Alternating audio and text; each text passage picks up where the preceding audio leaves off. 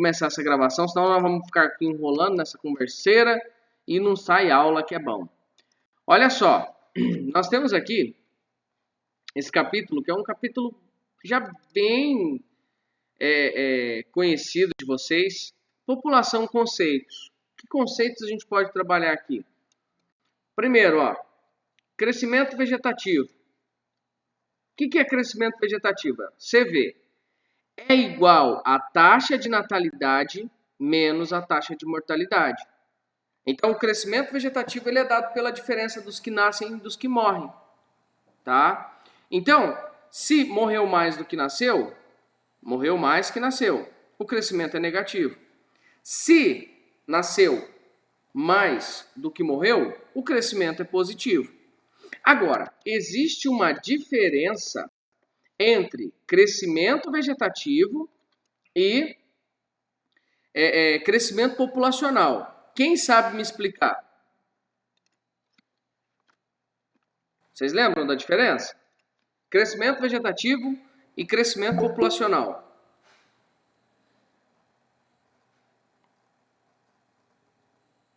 Isso, Malu.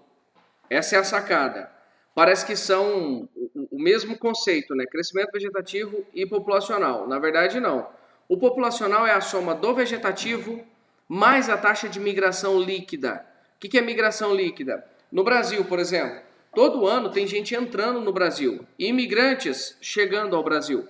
Só que todo ano também tem emigrantes, pessoas deixando o Brasil. Então você vai somar a diferença entre os imigrantes e os emigrantes, ou seja, os que chegaram no país e os que saíram do país. Isso é chamado de migração líquida. A Alemanha, por exemplo, Itália, França, já não tem mais crescimento vegetativo positivo. Só que o crescimento populacional é positivo. Por quê? Porque chegam imigrantes a estes países. Esta é uma característica de país desenvolvido. País desenvolvido, os que estão na última fase de transição demográfica, que eu já vou relembrar vocês, já vou mostrar de novo para vocês. Transição demográfica é quando o país ele começa a mudar o perfil da sua população. Lembra da pirâmide etária? Quando eu digo que um país tem a base larga e o topo estreito, qual é o nível socioeconômico desse país? Base larga, topo estreito. Nível de desenvolvimento baixo. Muito bem. São países pobres. Ah, professor, todos os países que têm base larga e topo estreito são pobres? Sim, todos. Por quê? Porque a base alargada significa que nasce muita criança. E nasce muita criança onde? No país pobre, porque não há planejamento familiar, porque não há métodos contraceptivos, tá? E por que tem pouca gente no topo? O topo é estreito. Porque pouca gente chega à idade avançada. Então, tem muita criança e pouco velhinho. Nasceu muito, só que ao longo dos anos essas pessoas vão morrendo, de modo que chega uma parcela muito pequena nas idades avançadas. Enquanto que nos países ricos, né, eu vou ter uma base que não é tão larga, um meio bem largo, ou seja, a parte intermediária, os adultos, e o topo, que já é bem largo, de modo que o topo e a base, eles são mais ou menos da mesma dimensão. E, na verdade, os países desenvolvidos estão caminhando para ter um topo largo e uma base estreita. Então, é uma pirâmide invertida. Nasce pouquinha criança, tem um número razoável de adultos, e os velhinhos já são a parte mais considerável da pirâmide. Lógico que a fase adulta, né, ela vai ser classificada ali como... Deixa eu aceitar a Brenda. Como sendo dos 14 anos, né, porque até 14 anos é considerado criança, não é PEA, não é população economicamente ativa. Então, dos 14 anos até os 60, a gente chama de fase adulta. É mão de obra ativa, é gente que tem para trabalhar. Dos 60 anos para cima, a gente diz que é idoso. São pessoas que dependem da aposentadoria. E as crianças, né, na outra ponta, de 14 anos para baixo, elas dependem de altos investimentos em educação. Educação não é uma coisa barata e não é só no Brasil, tá? É caro no mundo inteiro. Então eu digo que o país, presta atenção nesse conceito, eu digo que o país tem bônus demográfico quando a população adulta, o meio da pirâmide, consegue suprir o topo e a base. O topo tem gasto com saúde elevado e gasto com previdência. A base tem gasto elevado com educação. O bônus demográfico é quando os adultos que trabalham, as pessoas em idade ativa, a mão de obra, né, do país, consegue trabalhar e suprir os velhinhos de cima e as crianças de baixo. Ficou claro? Não é novo isso para vocês, né, gente? Faz dias que a gente vem trabalhando esses conceitos. Bem, olha lá, aqui. Número de nascimentos. Aqui ele está explicando, né? Acho que não tem nem muita explicação, muito que falar disso aqui, né? A taxa de natalidade é estabelecida pela relação entre o número de nascimentos e a população absoluta, número total de habitantes de uma região. Essas taxas normalmente são expressas por 1.000 habitantes. São dadas pela seguinte relação: o número de nascimentos dividido pela população absoluta, vezes 1.000, né? Dividido pela população absoluta. E aí tem a taxa de mortalidade, que é a mesma coisa, né? Só que você vai pegar o número de mortos. Então não tem nem o que explicar disso aqui. É bem sugestivo. Olha para esse conceito aqui. Tem 3 conceitos aqui. O que é um espaço populoso? O que é densamente povoado? E o que é superpovoado? Já lhes adianto. Superpovoado é aquele problemático. Tá? É Bangladesh, por exemplo. Inclusive, acho que ele vai dar de exemplo aqui. Ó. Um espaço densamente povoado é um local com muitos habitantes por metro quadrado. Tipo Japão, né? Enquanto um espaço populoso é um local com a população absoluta muito grande. Quem que seria? A China, a Índia. Já o espaço superpovoado é caracterizado por não ter recursos suficientes para abastecer toda a sua população.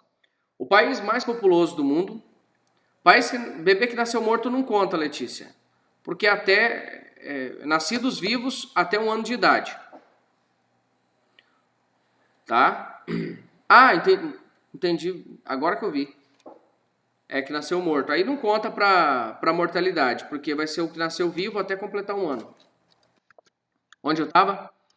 Ah, sim, dando um exemplo. Mônaco. Mônaco tem a maior densidade demográfica do mundo. Cerca de 25, 26 mil habitantes por quilômetro quadrado. Dependendo da época, né? Salta de 30 mil. Quando tem um evento, por exemplo, de Fórmula 1, que vem muito turista, a densidade aumenta ainda mais. Só que Mônaco é uma cidade-estado, né? É um reino, é um principadozinho que tem dentro da França. E, na verdade, quem controla Mônaco é a própria França. E aí eu pergunto para vocês, Mônaco é superpovoado? Não, por quê? Porque ali tem recursos para todo mundo. Quem mora em Mônaco, na verdade, é a nata da Europa, né? Povo muito rico. É caro morar em Mônaco, não é? É bem pequenininho, só tem casa massa. Você pode ver Mônaco quando tem o GP de Mônaco, né? A corrida de Mônaco ela é diferente das outras porque acontece na própria rua. É na rua da cidade. Aí fecha tudo. Aí tem uma partezinha que a pista passa assim que você vê os iates tudo parado, aquela galera assistindo a Fórmula 1. Bem, então tem o populoso, tem o povoado e tem o superpovoado. Povoado é o Japão. O Japão é muito povoado. Só que ele não é superpovoado. Por quê? Porque no Japão há recursos suficientes para todos, ou, vamos dizer assim, para a maioria. Né? A desigualdade social é muito pequena, se comparada aos países pobres. Outra questão importantíssima para vocês, pessoal. Isso aqui tem muito aluno que não... Deixa eu restaurar aqui. Ô, maldito. Ih, travou. Deixa eu atualizar.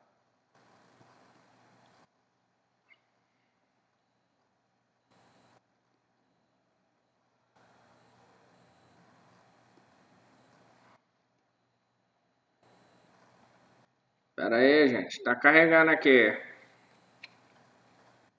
Ximaria.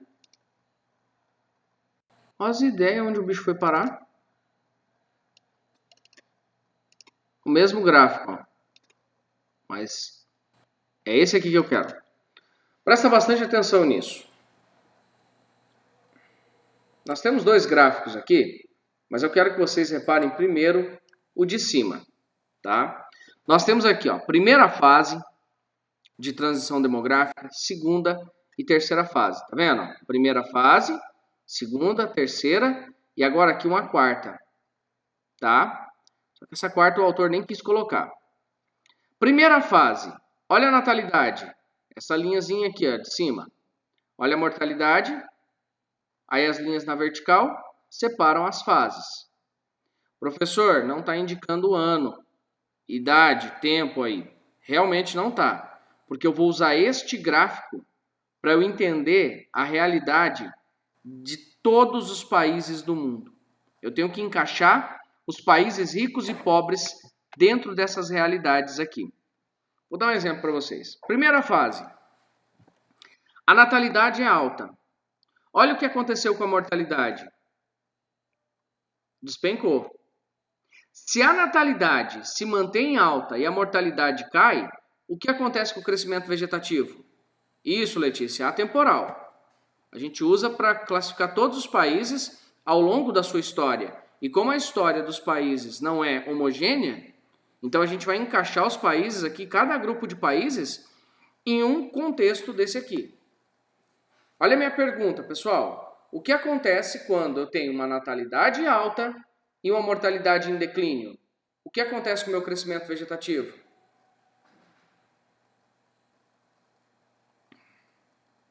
Aumenta. Isso.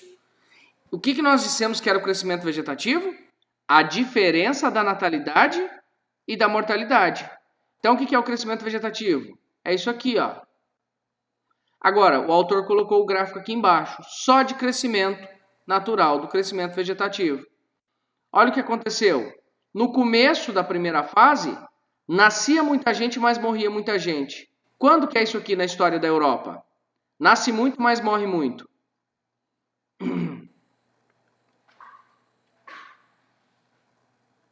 Século XIV? Vamos pegar do século XIV até a industrialização? Nascia muito? Isso, Pedroso. Idade Média inteira. Industrialização, até a fase da industrialização, da primeira Revolução Industrial, e até começando a primeira Revolução Industrial, nascia muito, mas morria muito. Época do feudalismo, né? As pessoas tinham muito filho para poder ajudar na lavoura, nas práticas agrícolas, só que muitas crianças morriam. Não tinha medicina, não tinha condição sanitária adequada. Porque se eu tiver uma condição sanitária adequada, por isso que a OMS ela diz que para cada $1 investido em saneamento, você poupa 10 em saúde. Porque é muito mais barato você prevenir uma doença do que depois você tratar, né? Então nascia muita gente, mas morria muita gente. Aí, quando é que começou a despencar a mortalidade na Europa?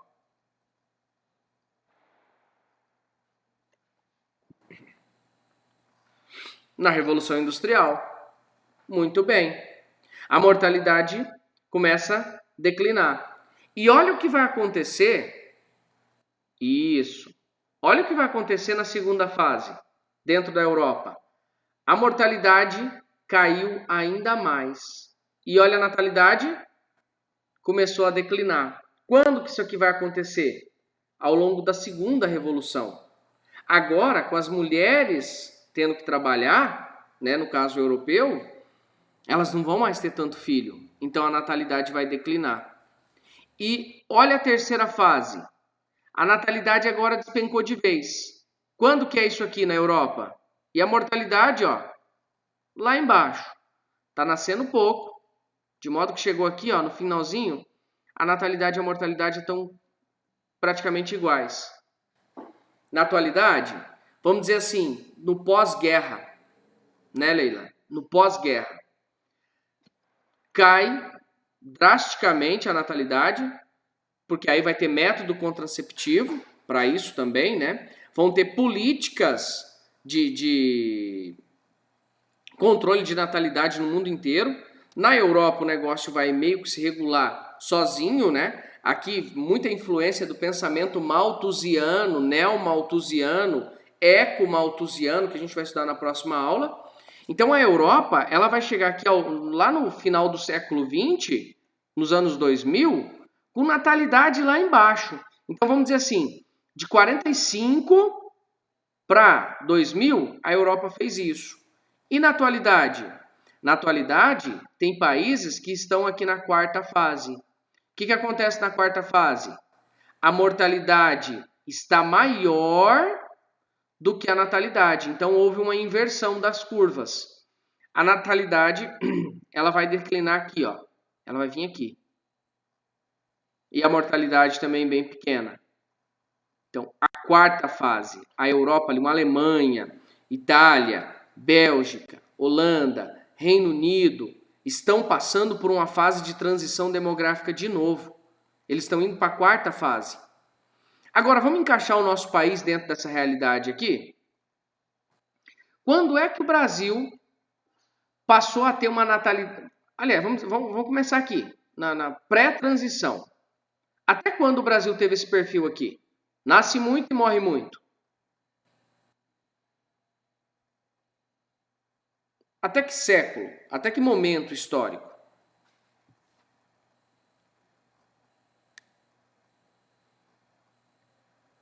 Então é neomalthusiano, ô Leila. Colônia? Isso, Letícia. Durante todo o Brasil, colônia. A resposta era só... Tá, depois você mostra ela aí. Durante o período colonial do Brasil inteiro, né, o Brasil República, né, até o Brasil do Getúlio Vargas, era isso aqui, ó. Nasce muito, morre muito. O povo era predominantemente rural, não tinham as mínimas condições sanitárias, né? Então, nascia muito bebê, mas morria muito bebê.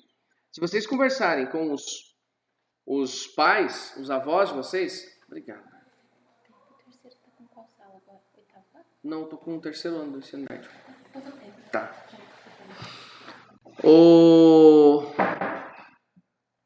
Eu perdi o fio da meada aqui, cara. Do que nós tava falando? Esqueci. A Maiana entrou aqui e tirou meu raciocínio. Mortalidade. Ah, sim. Ah, eu tava falando dos avós de vocês. Se vocês conversarem com os avós, provavelmente ele teve algum irmão que morreu. Morreu bebê, ou mãe que teve aborto. A mãe abortou, lá estava com 5, 6 meses de gestação e abortou. Ou abortou no segundo, terceiro mês, porque não tinha acompanhamento de pré-natal. Então, muito bebezinho. Não estou dizendo que a mãe abortou porque ela quis, tá? Não entenda mal. Porque, vamos dizer, a minha avó mesmo. A minha avó abortou 2 filhos. Ela morava na fazenda, e aí era ela e o marido... E aí mexiam com gado, né? Pecuarista. E aí ela tinha que ajudar ele no mangueiro, aborto espontâneo. Ela tinha que ajudar ele no mangueiro, aí tinha que segurar a corda em boi, em vaca lá, e faz força, né? Caiu lá de mau jeito, o bebezinho morre, infelizmente. Então perdeu muito bebê. Nascia muito, só que também morria muito, né? Não estou nem falando só dos abortos, né? Morria depois de nascido. Aí, ó, perdeu gêmeos. É normal isso. Agora, hoje é normal? Hoje não é mais tão normal assim, né, gente?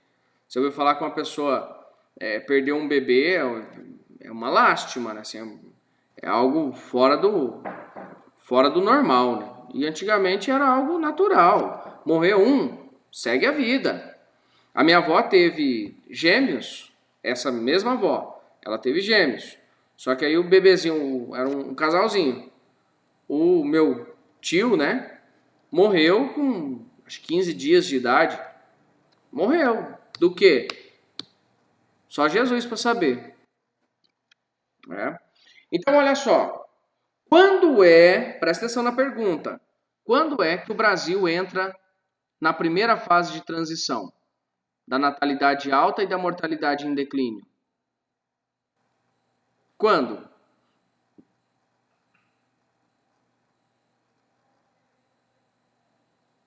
Pós-guerra? Exatamente, Pedroso. Exatamente, pós-guerra. Só que perceba o seguinte, a Europa do pós-guerra tá aqui, ó. Tá vendo a diferença? Depois do Vargas. Isso, pós-guerra, JK, depois do Vargas. Não tem a gente não pode dizer, não tem uma data fixa, tá? Mas depois ali do Vargas, pegando 50 para frente. Por quê? Porque aí começa a chegar água, começa a chegar vacina, né? A Guerra Mundial ela trouxe avanço gigante na área da medicina, na área das vacinas, da imunização, né? Então, o Brasil, no pós-guerra, ele está aqui na primeira. A Europa está aqui na terceira. Olha que diferença. Só que nós entramos na primeira fase e quando foi ali por volta dos anos 80, o Brasil já começou a fazer isso aqui, ó. 70, 80, a natalidade despencando e a mortalidade despencando, de modo que o Brasil está caminhando para isso aqui, ó. Vamos dizer assim, a gente está mais ou menos aqui, na terceira fase. Por quê? Porque a gente ainda tem um crescimento vegetativo razoável, tá? A Europa não. O Japão já estão numa terceira para quarta fase. O que nós concluímos aqui, analisando a realidade Europa e Brasil, ou países desenvolvidos e Brasil? O Brasil demorou mais para entrar em transição demográfica, né? Mudar o perfil da população.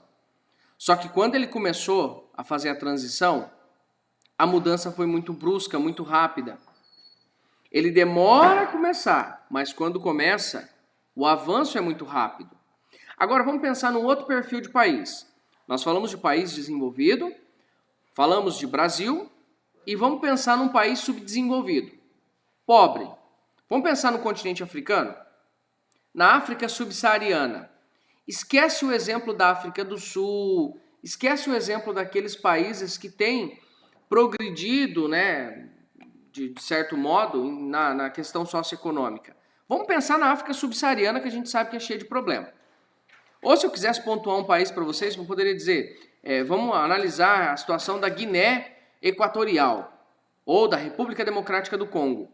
Em qual fase de transição demográfica vocês acham que a África subsaariana está?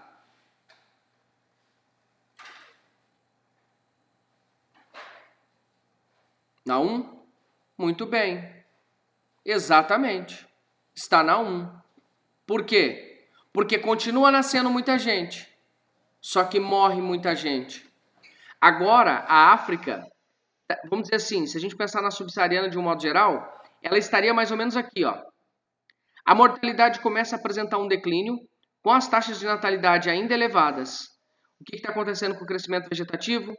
Está em elevação. De modo que até 2100, a África, pelas projeções, ela terá mais de 5 bilhões de habitantes. Ela tem 1 bilhão e 300 milhões atualmente. Ela vai ser mais populosa do que o continente asiático, porque o continente asiático já está nessa fase aqui, ó, da segunda para a terceira. A África não. Ela está caminhando ainda para isso aqui, ó. Você consegue ver que isso aqui é isso aqui, ó. É o ápice do crescimento natural. A África ainda vai demorar para vivenciar esse momento. A subsaariana. Agora, se eu pensar na África do Norte, ela está aqui, ó. África do Norte, na terceira fase. Vamos dizer assim, no meio praticamente da terceira fase. Ainda está crescendo, mas num ritmo bem menos acelerado. Você tem alguma chance de terem inventado o corona por algum tipo de controle? Brenda, não acredito. Não, de jeito nenhum. De que é controle populacional? Não pela letalidade, tá? O coronavírus é um vírusinho, se for comparar com letalidade de outras doenças, é uma gripezinha, né? Olha para o índice de letalidade. Agora estão querendo estudar o Brasil porque eles achavam que ia morrer muito mais gente aqui. O brasileiro tem algo anormal, né? Por que não está morrendo tanta gente que nem eles previram? O brasileiro não tem higiene nenhuma. O brasileiro fica se abraçando, se lambendo, se chupando tudo na beira da rua, né? Passa nos botecos, tá todo mundo chapado, muito louco, se abraçando, jogando sinuca, com a máscara aqui no queixo, né? O cara não tá protegendo do corona, não, é cachumba, né? A gente toma banho, né? Mas e aí? Toma banho, mas depois não lava a mão no resto do dia, né? Coronavírus é uma doença, sinceramente, super projetada, ô Brenda. O pessoal tá falando, morreu 115 mil brasileiros. Morreu, infelizmente. Mas vocês peguem índice de óbito no Brasil. Esse ano nós temos menos morte no Brasil do que no ano passado. Não é que eu não tenho dó de quem morreu, né? Na verdade, eu tenho gente na minha família que tá com... Na verdade, na família da minha mulher, né? Os parentes que tá a família inteira com coronavírus. E outra coisa, né? Eles falam que a doença aqui no Brasil, o índice de letalidade está em mais ou menos 1% atualmente, 1,1%, né? 1,1%. Se você considerar que o sistema de saúde brasileiro não consegue calcular todo mundo que está, né? Porque falta teste, é ridículo o tanto de teste que tem no Brasil, se comparado ao mundo lá fora, ao mundo desenvolvido. Não estou dizendo que é o pior do mundo, mas comparado à Itália, que teve um surto gigante, né? Se comparado, o tanto aqui é muito pouco, né, de teste. Então, na verdade, a gente não tem, que nem eles estão falando aí, 3 milhões e 400, 3 milhões e 500 mil infectados. Na verdade, eu acho que a gente já tem mais de 10 milhões aí, tranquilo. Eles falam tem universidade que fala em 10 vezes mais infectado do que o normal. Então, na verdade, o índice de letalidade não seria de 1%, né? Seria de 0, alguma coisa por cento, 0,2, 0,3%. Mata 0,2, 0,3% da população. Aí você pega o índice de letalidade da dengue, ele ultrapassa 15%.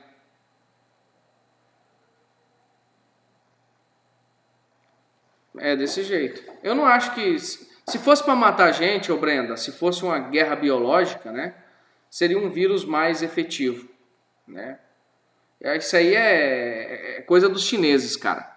Fica comendo aquela bichaiada toda nojenta lá, o governo não controla, e aí ninguém se posiciona contra, eu não vejo a OMS se posicionando contra, porque o problema não é comer o pangolim, não é comer o morcego, né?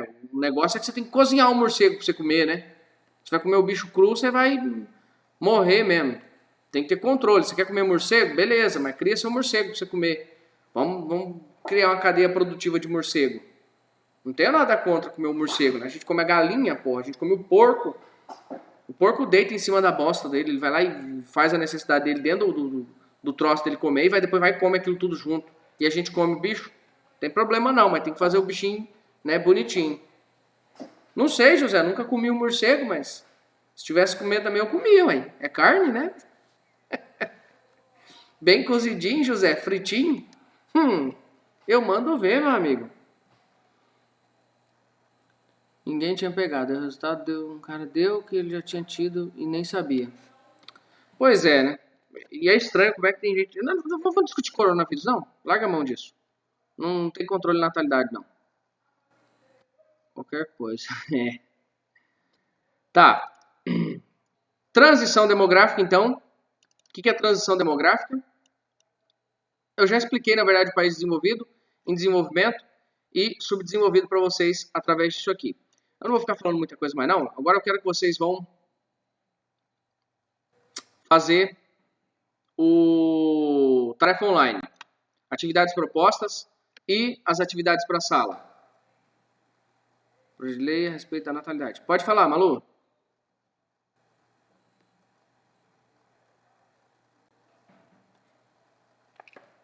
Quer abrir o microfone, Malu, para ficar mais fácil? Beleza. Tá ouvindo? Tô ouvindo. Tá. Esses dias eu tava discutindo com meu pai sobre aborto e tal.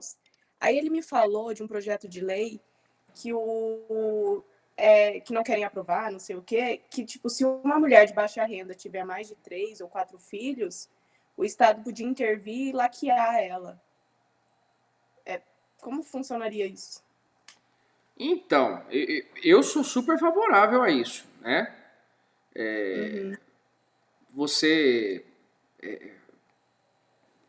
na verdade, você não precisa nem laquear, né? Na verdade, se a gente for pensar, o que o Brasil gasta com assistencialismo social, né? Ou o homem também, Letícia, né? Podia Mas o ser. problema é que essas mulheres, muitas, né, de baixa renda, têm filhos com um monte de homens. Então não adianta, tipo, capar um homem. Verdade, verdade. Ah, é preconceito falar isso, né? Mas Não, infelizmente não, mas é verdade. Eu tô é falando de, verdade. tipo, coisas que eu tenho acesso, com pessoas que eu tenho acesso. E Aham. assim, eu fiquei meio chocada com isso, porque, tipo, quando a gente tipo, discute sobre aborto, é porque a mulher tem direito ao corpo dela. Daí quando se discute disso, é uma coisa totalmente contrária, é o corpo dela ainda. Daí eu fiquei confusa. Na verdade, essa história. A minha visão pessoal de aborto. Deixa eu pausar a gravação aqui, né? Não vou mandar isso aqui pro YouTube, não, cara. Ô, cacete, eu tô gravando isso aqui ainda.